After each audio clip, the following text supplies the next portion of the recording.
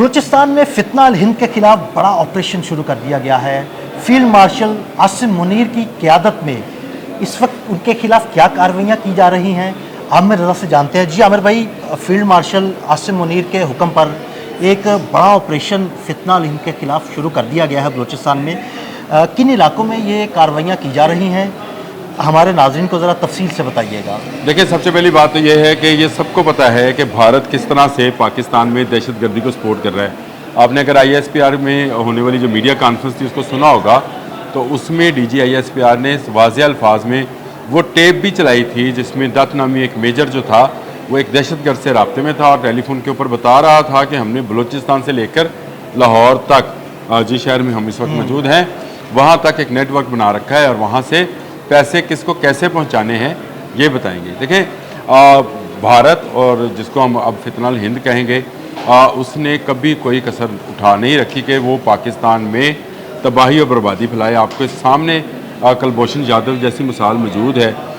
फिर उनके अभिनंदन को हमने वापस किया। तो पाकिस्तान में हमेशा दूरअंदाजी भारत की जानिब से आती है और बलूचिस्तान के मसले को लेकर वो इस तरह से समझते हैं कि शायद वो अपने इन मज़मूम मकासद में कामयाब हो जाएंगे, जो कि वो चाहते हैं कि बलूचिस्तान को पाकिस्तान से अलग कर दिया जाए। असल में ये सारे का सारा मामला जो है वो ये है कि 1500 से 2000 लोग, जिनका हमारे फील्ड मार्शल ने इजहार किया था ओपनली कि 1500 से 2000 लोग हैं जो लोगों में ही छुपे रहते हैं और यहाँ वो पहाड़ों की गारों में छुपे रहते हैं।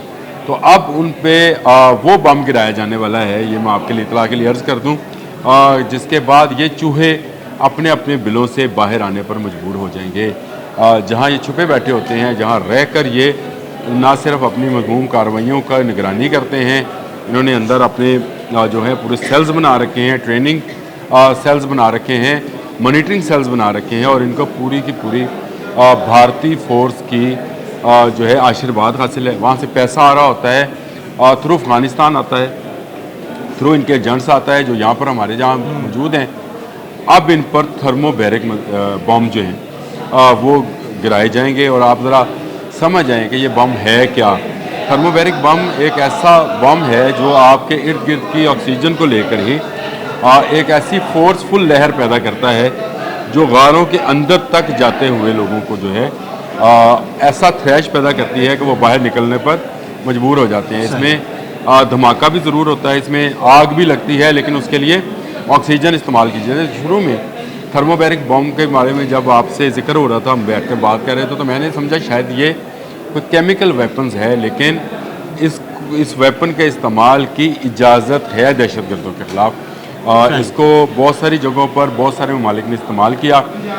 अमेरिका ने किया इस्तेमाल, अफ़गानिस्तान के अंदर रूस ने किया, चेचनिया के अंदर, इसी तरह बाकी और भी बहुत सारे ममालिक हैं जहाँ जहाँ दहशतगर्दी का कोई ना कोई कार्रवाई हुई तो थर्मोबैरिक बम्स को पहाड़ों के अंदर बड़ा कारगर समझा जाता है। इसका इस्तेमाल पाकिस्तानी फोर्सेस ने कर दिया। आपने वो वीडियोस देखी होंगी जो चंद दिनों में रिलीज़ भी की गई हैं, जिनमें ये बताया गया है कि कैसे कैसे इनके ठिकानों को मुसलसल निशाना बनाया जा रहा है।